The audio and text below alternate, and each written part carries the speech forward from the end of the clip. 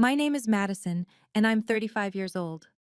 10 years ago, my sister didn't just steal my fiancé, she stole him 3 days before our wedding, with 200 guests already confirmed, my dress hanging in the closet, and our honeymoon to Santorini fully paid. But that betrayal was nothing compared to what happened at our family reunion last month, when she stood in front of 40 relatives and mocked me for still being single.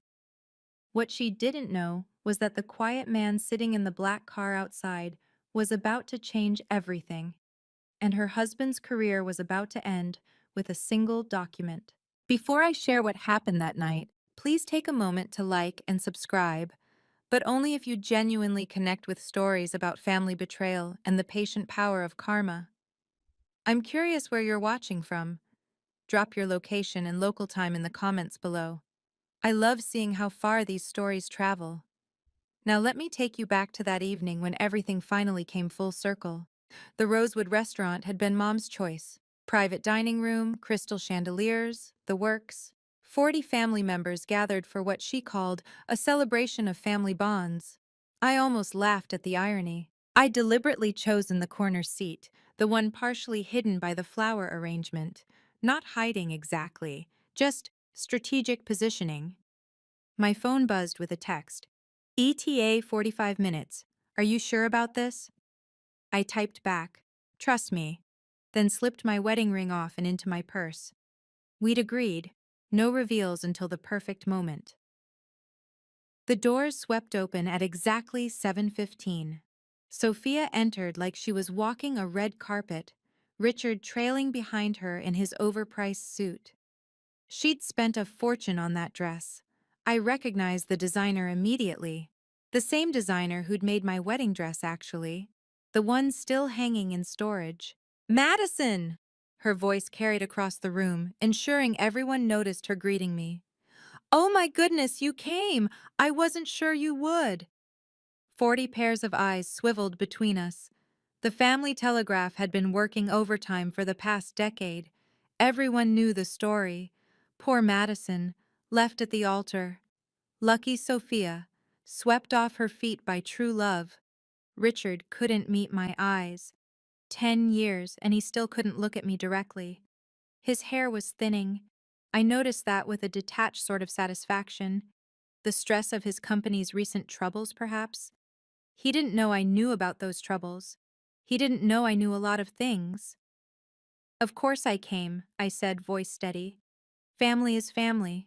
Sophia's smile sharpened. She air-kissed relatives as she made her way around the table, but I could feel her attention on me like a spotlight. She wanted an audience for whatever she had planned.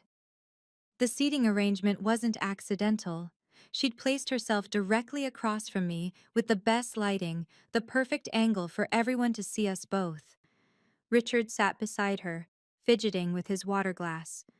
Mom tried to keep things light, bless her. She talked about Cousin Emma's new baby, Uncle Robert's retirement.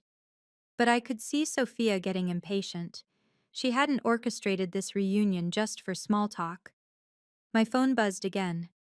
A simple message. In position. I smiled and tucked it away. Sophia noticed, her eyes narrowing slightly. The show was about to begin. So, Madison? Sophia's voice cut through Mom's story about the garden club. Tell everyone what you've been up to. Still at that, what was it? Data entry job? Strategic consulting, I corrected quietly. Right, right. She waved her hand dismissively, her 3-carat diamond catching the light. And still living in that studio apartment downtown? I worry about you in that neighborhood. I lived in a penthouse, actually, but she didn't need to know that. I'm comfortable. Comfortable.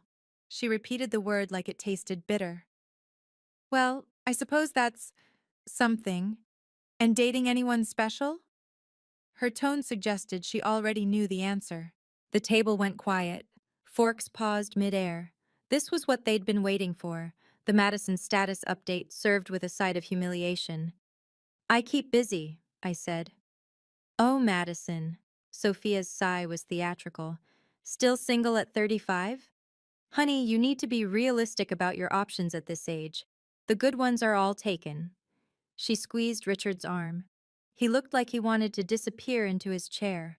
Aunt Helen tried to intervene. Now, Sophia. I'm just concerned. Sophia's eyes were bright with false sympathy. I mean, look around this table. Everyone's paired up except… She let the silence speak for itself. Some women just aren't meant to keep a man interested, I suppose. No shame in that. I felt my phone vibrate. Another text. I didn't check it, but I knew what it said. Almost time. Remember when we were kids? Sophia continued, warming to her theme. Madison always said she'd be married first, had her whole wedding planned by age 12, even had a scrapbook. She laughed, and a few relatives joined in nervously. Life has a funny way of shuffling the deck, doesn't it? Richard finally spoke, his voice barely audible. Sophia, maybe… What? I'm being supportive.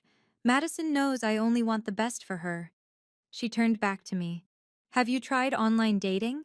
I could help you set up a profile. We'd need good photos, though. Maybe lose a few pounds first. Men can be so visual. I slipped my hand into my purse, fingers finding the cool metal of my wedding ring.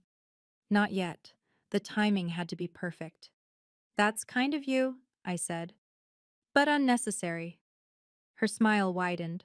She thought she was winning. Oh, but I insist. Sophia pulled out her phone, swiping through photos. Look, Richard's colleague just got divorced. Well, he's got a steady job at least. Accounting. Bit boring, but beggars can't be choosers, right? Sophia. Mom's warning tone was ignored. Or there's my trainer's brother.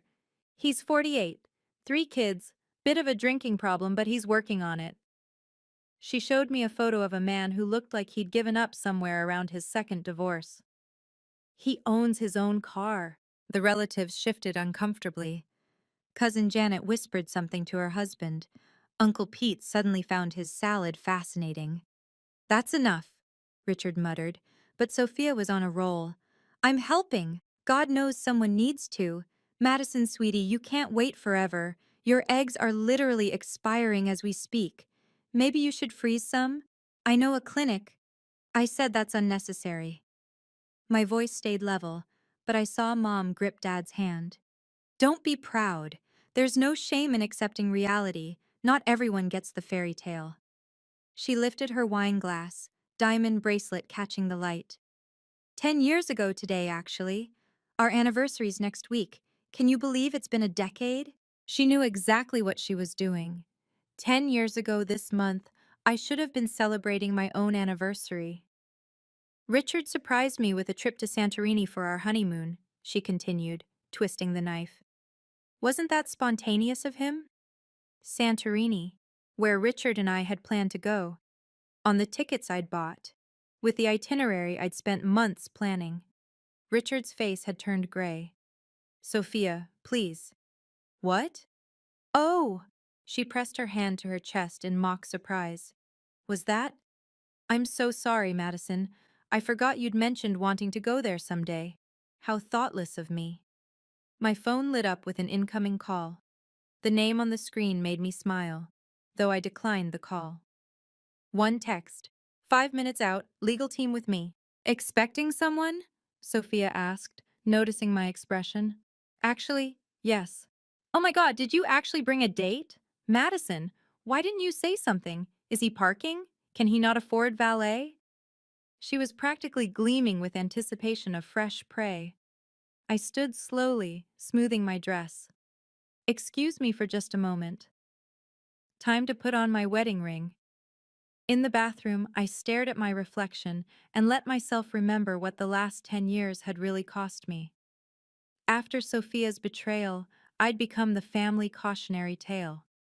Poor Madison, whispered at every gathering. Thank God you dodged that bullet, they'd say, as if Richard leaving me for my sister was somehow fortunate. The humiliation had been complete, public, and devastating, and I'd lost more than just a fiancé. Business connections evaporated. Who wants to work with the woman who couldn't even keep her own sister from stealing her man? I'd been passed over for promotions, excluded from social circles, treated like failure was contagious. One potential investor actually told me, if you can't manage your personal life, how can you manage a company? But here's what Sophia never understood. Rock bottom is solid ground to build on. While she was posting honeymoon photos on Instagram, I was working 18-hour days. While she was spending Richard's money on designer bags, I was eating ramen and pouring every penny into my startup. While she played trophy wife at country club lunches, I was in boardrooms fighting for every contract, every client, every chance to prove them all wrong. The company I'd built, Madison Strategic Solutions, started in my studio apartment with one laptop and pure determination. Now we had 3 offices, 50 employees, and had just closed the deal that would change everything. Last week's acquisition wasn't just business, it was poetic justice delivered with a legal seal. My phone buzzed. Daniel. Pulling up now? You sure you want to do this? I typed back, 10 years sure. Daniel understood. He'd been there for the last 3 years, watching me rebuild not just my career, but my entire sense of self. He'd proposed on a Tuesday morning over coffee and contracts, no fanfare, no audience, just us and the truth of what we'd built together. We'd married quietly 6 months later, only our lawyers present as witnesses. Your sister doesn't define you, he'd said on our wedding night. But if you need to face her to move forward, I'll be right there with you. I slipped my wedding ring on, a simple band with an inscription only we knew about. No giant diamonds screaming for attention, just solid platinum, unbreakable. Walking back to the dining room, I heard Sophia's voice carrying down the hallway. Probably crying in the bathroom, she always was too sensitive. I paused at the doorway, taking in the scene. 40 relatives, all uncomfortable but unable to look away from the train wreck Sophia was orchestrating. Richard had his head in his hands. Mom looked ready to intervene but didn't know how. Perfect. An audience was exactly what this moment needed. I returned to my seat with measured steps. Sophia brightened, ready for round 2. Everything okay? She asked with false concern. You were gone a while. Bad sushi, maybe? Everything's perfect, actually. I picked up my water glass with my left hand, letting the light catch my wedding ring. Sophia's eyes locked onto it immediately. What's that? What's what? On your finger. Is that? Before I could answer, the door to the private dining room opened. The temperature in the room seemed to shift. Sorry to interrupt. Daniel's voice was calm, professional. I'm looking for my wife. The silence was absolute. I know this is exactly the moment you've been waiting for, when the tables finally turn. If you've ever been underestimated, betrayed by family, or told you weren't good enough, this next part is for you. Take a second to hit that subscribe button if this story resonates with you. And I'm curious, what would you have done in my position? Would you have revealed the truth earlier, or waited like I did? Drop your thoughts in the comments below. Now, let me tell you exactly what happened when Daniel walked into that room. Wife? Sophia's voice cracked on the word. Madison, you're married? I stood, walking over to Daniel. He kissed my temple, a gesture so natural and familiar that it couldn't be faked. Everyone, this is Daniel, my husband. 3 years next month, Daniel added pleasantly, though his eyes were taking in everything. Sophia's shocked face, Richard's growing pallor, the relatives' stunned expressions. 3 years? Mom gasped. Madison, why didn't you? We wanted privacy, I said simply. After everything that happened, we decided our life together wasn't anyone's entertainment. Sophia recovered quickly, her smile sharp as glass. Well, how surprising. What do you do, Daniel? Teacher? Social worker? Something noble but poor, I'm sure. Daniel's smile didn't waver. I work in acquisitions. Oh, like real estate? She was trying to regain control. That's nice. Tough market these days. Richard's actually in real estate development. Very successful. Aren't you, darling? Richard looked like he was going to be sick, because he recognized Daniel. I saw the exact moment recognition hit. His face went from gray to white. Not real estate, Daniel clarified. Corporate acquisitions. We just closed a rather significant deal last week, actually. Datatech Global acquired Pinnacle Development Group. The name hung in the air like a bomb about to detonate. That's... Sophia's voice faltered. That's Richard's company. Was, Daniel corrected gently. Was Richard's company. Richard stood abruptly, his chair scraping against the floor. You're Daniel Chen. You're the CEO of Datatech. Guilty. Daniel's tone remained conversational. Though I prefer to think of myself as Madison's husband first. The CEO thing is just a day job. Sophia's mouth opened and closed like a fish gasping for air. But you... Madison, you married? The man who just bought your husband's company? Yes. I kept my voice neutral, professional. Though that's not why I married him, obviously. The acquisition was just business. Just business, Richard repeated faintly. Daniel checked his phone. Speaking of which, my legal team should be here any moment. We discovered some interesting discrepancies during the due diligence process. Richard, you signed a non-compete agreement 5 years ago, correct? Richard's silence was answer enough. Funny thing about shadow companies, Daniel continued, they always leave traces. Digital footprints, paper trails, transfers to offshore accounts that match exactly with funds missing from Pinnacle's books. The door opened again. 2 people in severe suits entered carrying briefcases. Madison, Sophia whispered. You did this. No, I said quietly. Richard did this. I just married a man who believes in thorough documentation. This is ridiculous. Sophia stood, her wineglass shaking in her hand. You can't just... This is a family dinner, not a business meeting. You're right, Daniel said mildly. Which is why we'll keep this brief. Mr. Morrison? He nodded to one of the lawyers. The lawyer placed a folder on the table in front of Richard. Mr. Hayes, this is your termination notice, effective immediately. Your violations of the non-compete clause, combined with embezzlement of company funds, give Datatech Global full grounds for immediate dismissal without severance. Embezzlement? Aunt Helen gasped. That's a lie, Sophia shrieked, but Richard's face told the truth. $2 million redirected to a shell company in the Caymans, the lawyer continued, all documented, all traceable. Mom stood up. Perhaps we should... No, Sophia pointed at me, her perfectly manicured nails shaking. This is her. She planned this whole thing. She's trying to destroy us out of jealousy. Jealousy? I kept my voice level. Of what exactly? Of what Richard and I have.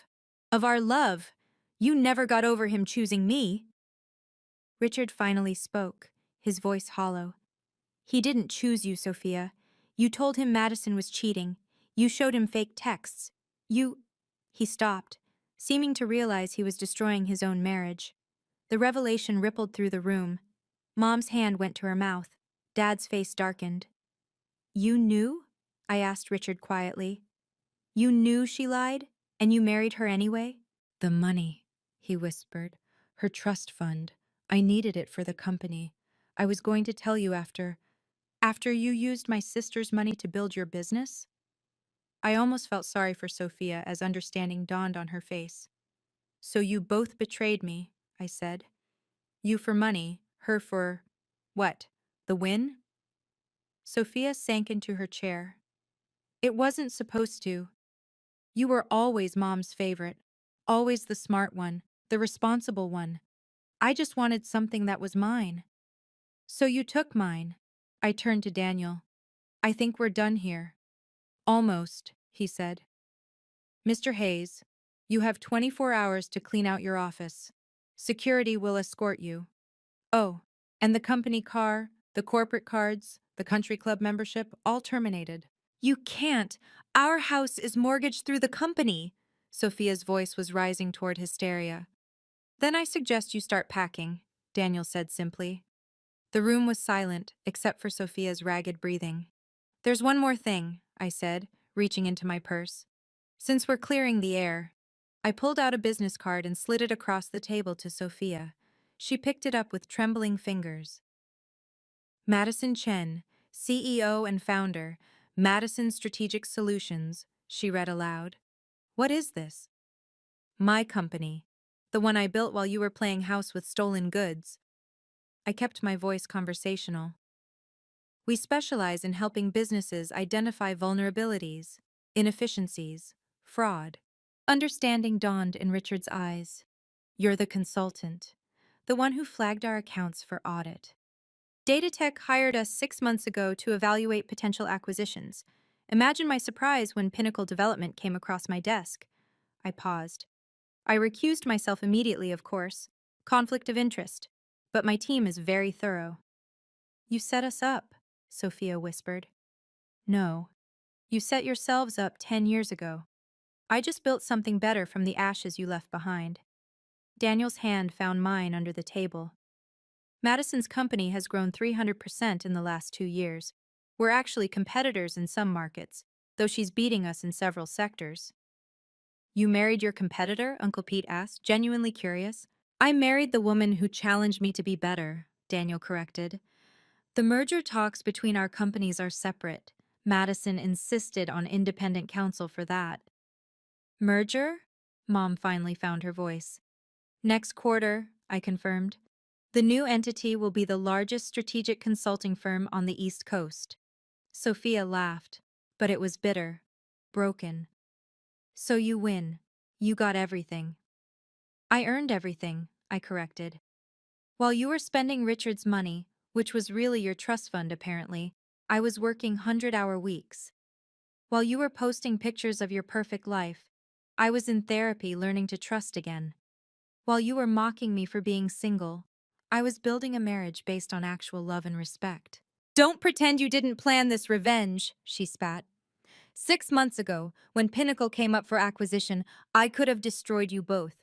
One word to Daniel, one hint about the personal connection, and he would have walked away from the deal. I stood gathering my things. But I didn't, because you two destroying yourselves required no intervention from me. Richard was staring at the termination papers. What am I supposed to do now? That's not my problem anymore. I turned to the room. It never was. Earlier in the evening, before Daniel arrived, there had been signs, if anyone had been paying attention. Richard's been so stressed lately, Sophia had mentioned casually over appetizers, not knowing I was listening. Some tech company's been sniffing around Pinnacle. They're being so aggressive with their offer. Aunt Helen had asked, but that's good, isn't it? A buyout? Richard says they're vultures, picking apart every little detail, acting like they own the place already. She'd laughed then, confident. But he'll handle them, he always does. I'd almost smiled at that. Richard's definition of handling things usually involved creative accounting and hoping no one looked too closely. Then there was the moment when Cousin Marcus, who worked in tech, mentioned Datatech's recent expansion. They're acquiring everything, he'd said. My company's hoping to partner with them. Their CEO is brilliant. Young guy, Daniel Chen. They say he never makes a move without knowing every angle. Sophia had perked up. Chen? That's a common name. Lots of Chens in tech. Not like this one. He's different. Married, apparently, but keeps his personal life completely private. No one even knows who his wife is. I'd sipped my water, feeling my ring hidden in my purse, and said nothing. Even Mom had unknowingly added a piece. Madison, that consulting firm of yours, do you work with tech companies? Sometimes, I'd answered. She probably fetches coffee for real consultants, Sophia had interjected, not knowing that Datatech's entire acquisition strategy for the quarter had my signature on it. The biggest clue had been Richard himself. He'd been checking his phone obsessively, his face growing more concerned with each message. At one point, he'd stepped out to make a call, and through the glass doors, I could see him gesticulating angrily. When he'd returned, Sophia had asked, "Everything okay?" The tech company moved up the timeline. They want to finalize tomorrow. He'd downed his whiskey in one gulp. Their CEO is coming personally to review the contracts. So meet with him, Sophia had said breezily. Charm him like you charmed me. Richard had looked sick even then. I don't think charm works on someone like Daniel Chen. No, I'd thought, watching him squirm. It doesn't. Daniel values honesty above all else. It's one of the reasons I love him. And now, as Daniel's legal team laid out the full scope of Richard's fraudulent activities, everyone could see the truth that had been in front of them all along. The signs had all been there. They just hadn't been looking. Wait! Sophia stood up so fast her chair tipped backward. Madison, please. We're sisters. You can't do this to me. The room held its breath. Even Daniel's lawyers paused. Do what to you? I asked. Tell the truth? That's all that's happening here, Sophia. The truth is finally catching up. She moved toward me, and I saw tears, real ones, not the crocodile tears she'd perfected in childhood. I'll lose everything. The house, the cars, my friends. Your friends who only like you for Richard's money? I asked. Those aren't friends, Sophia. You don't understand. I'm pregnant. The room gasped. Richard's head snapped up. What? 8 weeks, she whispered. I was going to announce it tonight. That's why I wanted the family dinner. For a moment, I felt the old Madison stirring, the one who always gave in, always forgave, always put family first. Daniel's hand tightened on mine, grounding me. Congratulations, I said simply. That changes nothing regarding Richard's crimes. Crimes, Madison, he made some mistakes. He stole $2 million, Sophia. That's not a mistake, it's a felony. She turned to our parents. Mom, Dad, please, talk to her. Mom looked torn, but Dad spoke first. You made your bed, Sophia. Both of you. So you're all just going to let her destroy me because I fell in love? You didn't fall in love, I said quietly. You saw something that was mine and decided you wanted it, just like when we were kids. My toys, my clothes, my friends, and finally, my fiancé. That's not... 3 days before my wedding, Sophia, you seduced him 3 days before I was supposed to marry him. Do you know what that did to me? You survived. Look at you now. Yes, look at me now. I stood straighter. But not because of time healing wounds or forgiveness making me stronger. I survived because I decided I was worth more than what you and Richard thought of me. Daniel stepped forward. The acquisition will proceed as planned. Richard's termination stands. However, given the circumstances, we won't pursue criminal charges if Richard cooperates fully with the transition. And if he doesn't? Sophia asked. Then he goes to prison, and you'll be raising that child alone anyway. Richard finally spoke. I'll cooperate. Sophia turned on him. That's it? You're just giving up? It's over, Sophia. It's been over since the moment we built our life on a lie. She stood there, designer dress, perfect makeup, and completely shattered. I walked to the head of the table where Sophia had been holding court all evening. The spotlight position she'd chosen so carefully now felt like an interrogation lamp. 10 years ago, you gave a toast at your wedding, I said, addressing the room. You said, sometimes love chooses for us, and we just have to follow our hearts. Remember that, Sophia? She nodded mutely. You were wearing my grandmother's necklace, the one she left specifically to me. You convinced Mom I'd want you to wear it, for tradition. I touched my bare throat. I never got it back. Madison, Mom started. You served my wedding cake design. You went to my florist. You even hired the photographer I'd booked. I listed each item calmly. You didn't just take Richard. You took my entire wedding and made it yours. The relatives were shifting uncomfortably. Some hadn't known these details. But here's what you didn't take, I continued. My ability to rebuild, my work ethic, my integrity. You couldn't take those because they weren't things you could see or steal. They were inside me. Daniel moved to stand beside me. Madison built her company from nothing. No trust fund, no connections through marriage, just talent and determination. While you were honeymooning in Santorini, on my non-refundable tickets, by the way, I was sleeping in my office because I couldn't afford rent. I looked at Richard.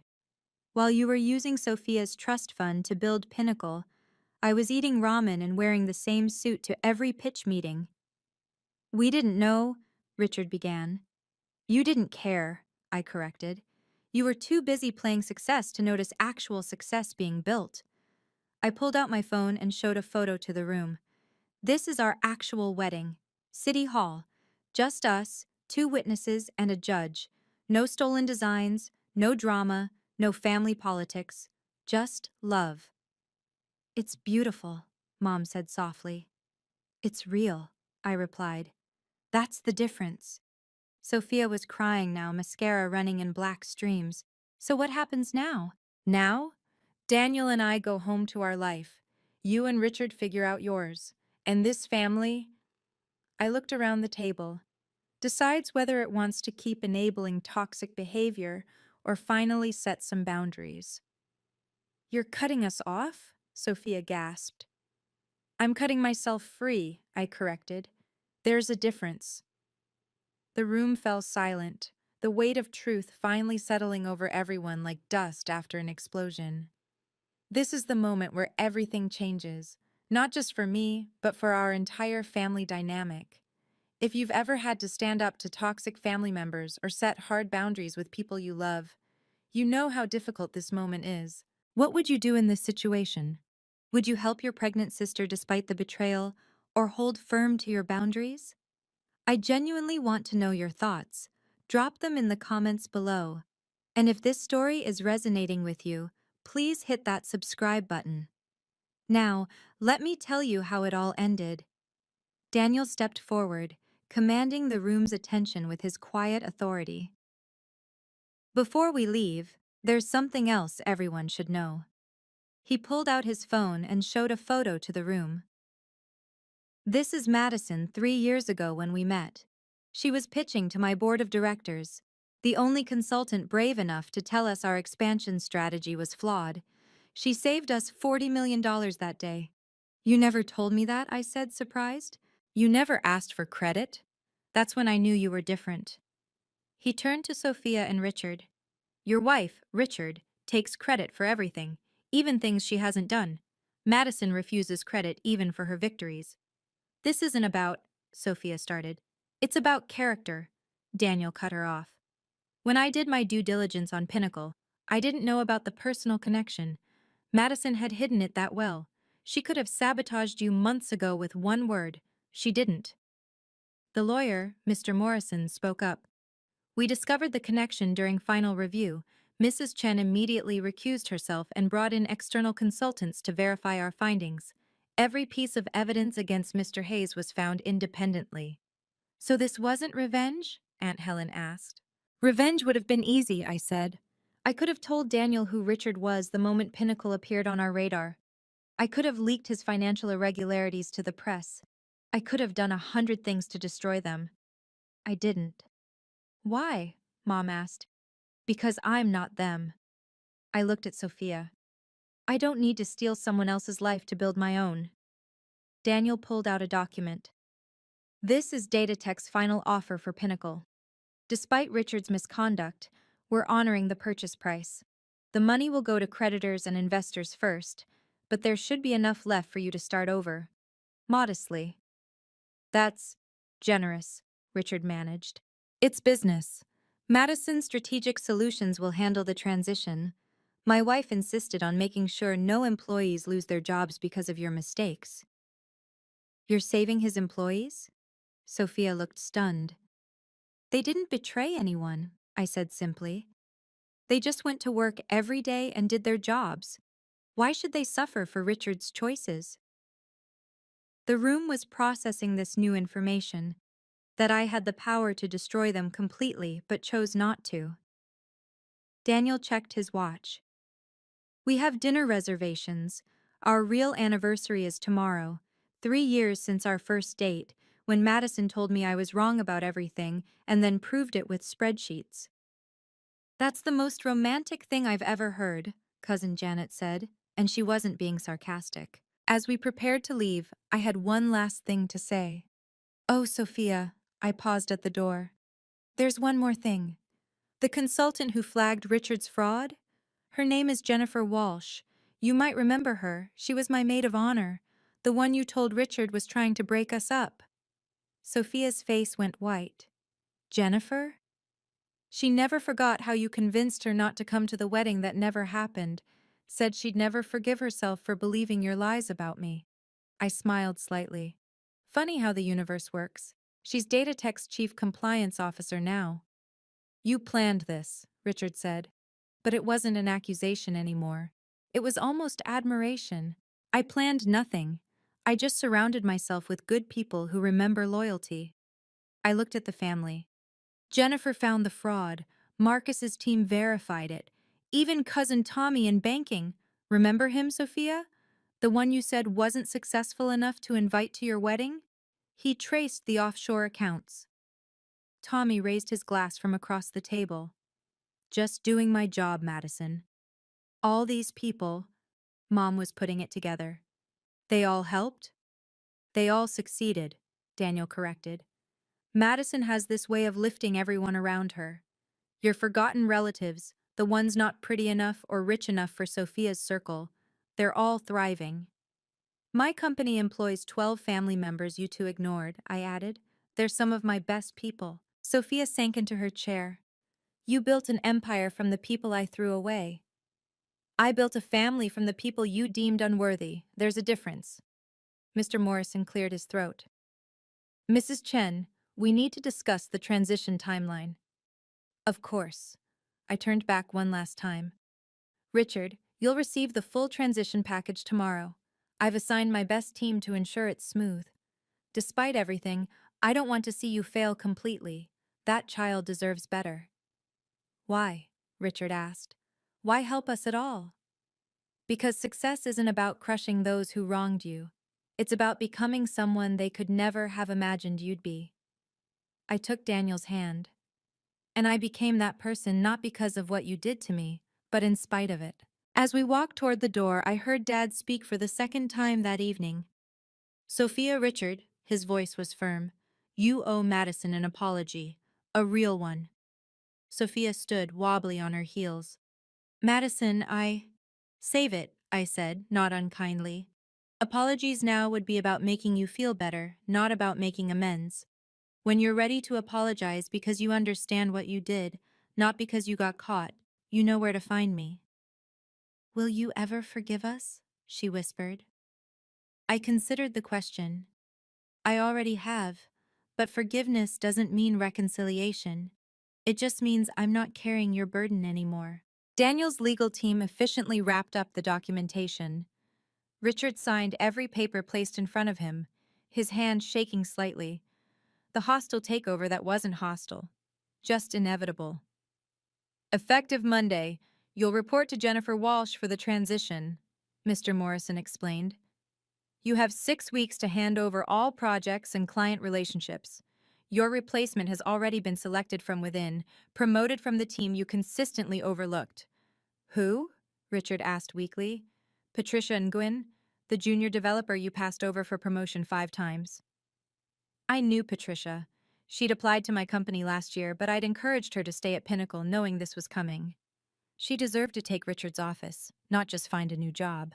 The severance package, Daniel added, is contingent on full cooperation and a clean transition. Any attempt to sabotage or poach clients will result in immediate termination and legal action. I understand, Richard mumbled. Sophia suddenly stood. What about me? What am I supposed to do? Whatever you want, I said. For the first time in your life, you'll have to figure it out yourself. But I don't know how to. I've never had to. Work, I suggested. Learn, struggle, all those things you watched me do while you laughed? Mom intervened. Madison, she's pregnant. Millions of women work while pregnant, Mom. Sophia will survive. I softened slightly.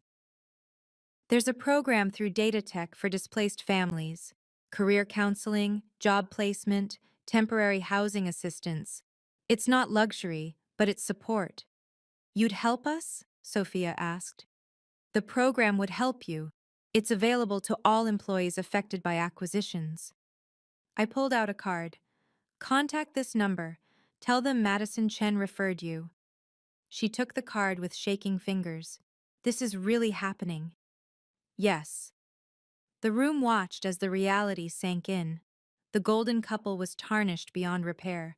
The family dynamics that had held for a decade were shifting like tectonic plates. Uncle Pete spoke up. Madison, that merger you mentioned, will you be CEO? Co-CEO with Daniel for the first year, then sole CEO when he moves to the board. I smiled. He says I'm better at operations anyway. She's being modest, Daniel said. She's better at everything except golf. Because golf is boring, I countered, and for the first time all evening, felt genuinely relaxed.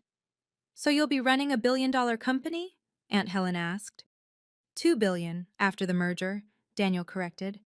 Madison's company is valued higher than mine, better profit margins. I watched Sophia process this, that I hadn't just survived, hadn't just succeeded, but had surpassed every measure of success she'd used to define herself. How? She whispered. How did you do it? One day at a time, one client at a time, one small victory at a time. I looked around the room. While you were curating a perfect life for Instagram, I was building something real. The legal team finished packing up. Daniel nodded to them, and they left quietly. The business was done. All that remained was family. The aftermath was immediate and brutal. I need to sit down, Richard said, and he looked genuinely ill. $2 million. I owe $2 million. That you stole, Daniel reminded him. The fact that we're not pressing charges is a gift. Cousin Marcus pulled out his phone. It's already on the business news. Datatech acquires Pinnacle Development in surprise takeover. Madison, your name is mentioned as lead consultant. Sophia grabbed the phone, reading rapidly. Her face crumbled. Everyone will know. All our friends, the country club, everyone. Your friends already knew Richard was in trouble, Aunt Helen said quietly. We all heard the rumors about Pinnacle's financial issues. We just didn't say anything. You knew? Sophia spun around. You all knew and didn't tell me? What would you have done? Dad asked. You wouldn't have listened. You never do when it comes to Richard. The family telegraph that had spread gossip about me for 10 years was already working in reverse. Phones were coming out, texts being sent. By morning, everyone in our extended network would know. The country club membership was in the company name, Richard realized. The cars too, even our credit cards. You have personal accounts, surely? Mom asked. Richard and Sophia exchanged a look that said everything.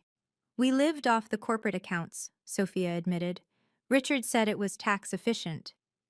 It was fraud efficient, I corrected. Harder to track personal expenses hidden in corporate spending. Jennifer Walsh had found it all, the vacations classified as business trips, the jewelry hidden as client gifts, the personal trainer billed as corporate wellness. Every luxury they'd flaunted had been stolen twice, once from me, once from the company. Where will we live? Sophia's voice was small. There's a 2-bedroom apartment included in the transition package, Daniel said. 6 months paid, then you're on your own. An apartment? She said it like it was a foreign word. It's nice, I said, in a safe neighborhood. Good schools nearby for the baby. You checked? I check everything, Sophia. It's why I'm successful.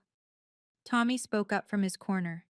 I can help with financial planning, budgeting, debt management. It's what I do. The cousin you didn't invite to your wedding wants to help you, I pointed out. That's the difference between real family and the one you tried to create. Sophia was crying again, but these tears felt different, cleaner somehow, like she was finally washing away the facade. I don't know how to be poor, she whispered. You're not poor, I said firmly. You're starting over. There's a difference, and starting over is something I know everything about. Daniel pulled up something on his tablet. Let me be very clear about the numbers so there's no confusion later. He showed the screen to Richard and Sophia. Pinnacle Development sold for $30 million. After debts, taxes, and the fraud repayment, you'll receive approximately $300,000. That's all? Richard's voice cracked. That's generous, Daniel corrected. Most corporate fraud cases end with jail time and complete asset forfeiture. You're walking away with enough to start fresh. But our lifestyle was built on stolen money and lies, I finished. 300,000 is more than most people see in a decade. It's enough if you're smart. Madison started her company with $5,000, Mom said suddenly. I remember because I offered to lend her money, and she refused. 5,000? Sophia stared at me. You built all this from $5,000? And a lot of 100-hour weeks. I pulled out my phone, showing them something. This was my first office. It was a photo of my studio apartment, laptop on a card table, papers everywhere, a sleeping bag in the corner. This was year 2. Another photo, a tiny shared workspace, one desk, still the same laptop. Year 3. A small office, 3 employees, everyone crammed together. And this is now. The final photo. Our headquarters, glass and steel, the Madison Strategic Solutions logo prominent. 5 years, Daniel said. She did that in 5 years. While you were redecorating your house for the 3rd time, I added. Richard was doing math on his phone. 300,000. If we're careful. If you get jobs, I corrected. Both of you. But Sophia's never worked, Richard protested. Then she'll learn. Millions of people do it every day. Jennifer had texted me privately. The forensic accounting is worse than we showed. He's lucky we're not pursuing criminal charges. I didn't share that. Let them think this was rock bottom. They didn't need to know how much worse it could have been. Madison, Sophia said suddenly, will you teach me? Teach you what? How to build something. How to be real. I studied her face. For the first time in 10 years, she looked like my sister again. Not the polished trophy wife, but the scared girl who used to crawl into my bed during thunderstorms. No, I said gently. But Tommy will, and Jennifer, and all the other people you ignored who became successful without stealing anything. Why won't you? Because you need to learn that I'm not your safety net anymore. I'm not your backup plan. I'm not your anything. I'm just someone who used to know you. The words hung in the air like a final verdict. As Daniel and I gathered our things to leave, Mom stood up. Madison, wait, please. I paused, hand on Daniel's arm. I failed you, she said simply. 10 years ago, I told you to be the bigger person, to let it go, to keep the peace. I chose family harmony over justice, and I'm sorry. Mom, no, let me finish. I watched Sophia parade around in your life while you rebuilt alone. I made excuses for her because it was easier than confronting the truth. That stops now. She turned to Sophia. You're my daughter and I love you, but what you did was cruel, and you've been cruel ever since, rubbing salt in a wound you created. Mom, You were just being yourself, Mom finished. And that's the problem. Dad stood beside Mom. Madison, we're proud of you, not for the success or the money, but for becoming someone of integrity despite what happened to you. Because of what happened, I corrected. I became who I am because I had to. Rock bottom was my foundation. Will you come to family dinners? Mom asked. Without them, I mean. I looked at Sophia and Richard, who seemed to shrink under my gaze. Family isn't just blood, Mom. It's the people who show up, who support you, who celebrate your victories without jealousy and comfort your defeats without judgment. I gestured around the room. Tommy, Marcus, Jennifer, they're my family. They earned that title.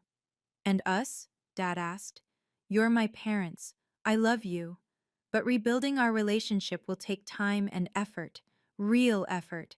Not just showing up to dinners and pretending everything's fine. We understand, Mom said. I turned to address the room one last time. For 10 years, this family has operated on a simple principle. Keep the peace at any cost. Don't rock the boat. Pretend everything's fine. That ends tonight. What are you saying? Aunt Helen asked. I'm saying that silence in the face of cruelty is complicity. Every one of you who knew what Sophia did and said nothing, who watched her mock me year after year and stayed quiet, you were part of the problem. But family, someone started. Family should mean higher standards, not lower ones. Family should mean calling out bad behavior, not enabling it. Family should mean protecting each other from harm, not from consequences. I took Daniel's hand. So here's my boundary. I'll have relationships with family members who can acknowledge what happened and commit to better. The rest of you can keep your comfortable silence and your toxic peace. I want no part of it. Madison, Sophia said desperately, please, we're sisters. We're strangers who share DNA, I repeated. And that's all we'll be until you earn the right to be anything more. With that, Daniel and I walked out, leaving behind 40 relatives and a decade of unfinished business. So that's my story. 10 years of patience, 3 years of secret happiness, and one dinner that changed everything. I often wonder what would have happened if I'd revealed my marriage earlier, or if I'd never attended that reunion at all. But I believe everything happened exactly when it needed to. What would you have done? Would you have helped your pregnant sister despite the betrayal? Would you have revealed your success sooner, or kept it hidden like I did? Share your thoughts below. And if you know someone who needs to hear that success is the best response to betrayal, share this story with them. Sometimes the best revenge isn't revenge at all. It's becoming someone your enemies could never have imagined you'd be.